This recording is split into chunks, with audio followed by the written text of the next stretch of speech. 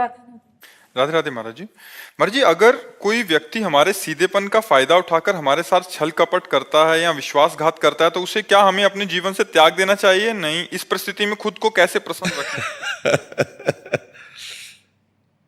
देखो, भगवान के परम भागवत अवतारी पुरुष धर्मराज युधिष्ठिर, भीम, अर्जुन, नकुल, सहदेव अपने बाहुबल से इंद्रप्रस्थ की स्थापना की और पूरे विश्व को परास्त करके सम्राट बने, और शकुनी ने पासे में सब गायब कर दिया। क्या भगवान उस समय सुदर्शन चक्र का अगर प्रयोग कर देते शकुनी के ऊपर तो सारा खेल समाप्त हो जाता, कौरव भी बच जाते और पांडवों को भी दुख ना भोगना पड़ता, पर ऐसा कुछ नहीं किया। शकुनी ने 12 वर्ष का वनवास और 1 वर्ष का अज्ञातवास पांडवों को निश्चित किया, और ऐसे महावीरों को, ऐसे अवतारी पुरुषों को भारी कष्ट भोगना पड़ा छल के कारण। तो हमें लगता है कि कहीं ना कहीं भगवत विधान होता है। जो आदमी छल कर रहा है हमारे साथ, शायद है कि हमने पूर्व जन्म में उसका कुछ लिया होगा, आज हमें लग रहा है कि वो छल विधान से हमारा ले रहा है, लेकिन पूर्व जन्म में हमने कोई छल किया होगा तो उसी का उत्तर मिल रहा है। मुझे ऐसा मान करके शांत, अगर त्यागने की जरूरत है तो त्याग दीजिए, नहीं कुछ ऐसे संबंध जहाँ त्याग भी नहीं सकते, भले अपना घर का कोई सदस्य है, अपने परिवार का अपना प्रिय सदस्य है, कैसे त्यागोगे? अपना पुत्र है, अपना पति है, अपना मित्र है, अपना, तो सहन करना चाहिए। मतलब दूसरा उपाय नहीं है, एकमात्र सहन करना उपाय है। कबीरा खुद को ठगाइए, दूसरों को ना ठगे। अगर हमको कोई ठग रहा है तो वो देख रहा है, छोड़ दो उसके ऊपर, जाओ भैया जाओ। जब वो मालिक हमारी तरफ देखेगा तो निहाल कर देगा, और जब उसकी तरफ देखेगा तो बेहाल कर देगा।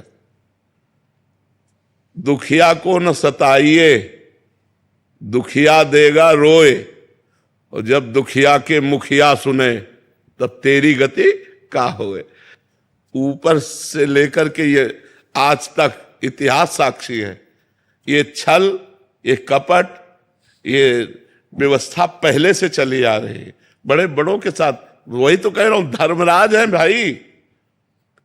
हम लोग तो धर्म से चलेंगे, वो तो धर्मराज है, और छल से मारा कि 12 वर्ष का वनवास, 1 वर्ष का अज्ञातवास। ऐसे महापुरुषों को भी छल, चाहते तो 1 मिनट में शकुनी को निपटा सकते थे भीम। 1 मिनट में केवल गला पकड़ के दबा दे तो जान से मर जाता लेकिन सबकी जड़ शकुनी था, और उसका कहीं बाल बांका भी नहीं किया, और बहुत कष्ट भोगा, बहुत कष्ट भोगा इन महापुरुषों ने। मंथरा ने तो कैकेयी के कान भरे, कैकेयी जी ने हठ ठान लिया, सुबह होने वाला था राज्याभिषेक और शाम के हो गया वनवास तो भाई देखो, हम लोग तो उनके अंश हैं, वो तो स्वयं परमात्मा है, बड़े बड़े महापुरुष है। कुछ बातें ऐसी होती जो केवल सहनी पड़ती है। कोशिश करो, अगर राजकीय कार्रवाई से तुम बच सकता है तो बच सकता है, नहीं तो शांत सह जाओ, वो देगा, मालिक कहीं से दे देगा। वो बहुत विधान करने वाला है।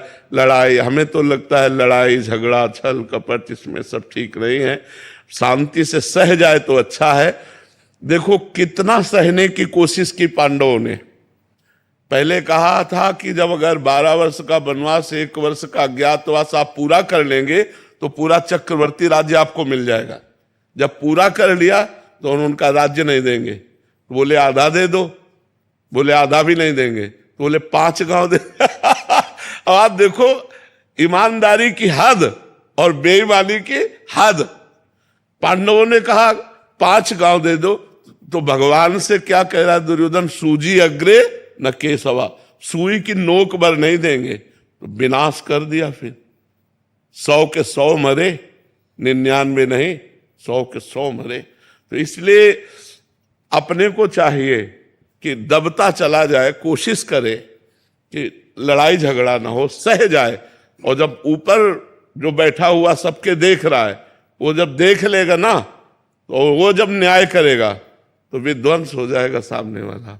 इसलिए हम तो यही सिखाएंगे कि झगड़ा ना करो, हम यही सिखाएंगे कि हिंसा ना करो, शांत भाव से सह जाओ।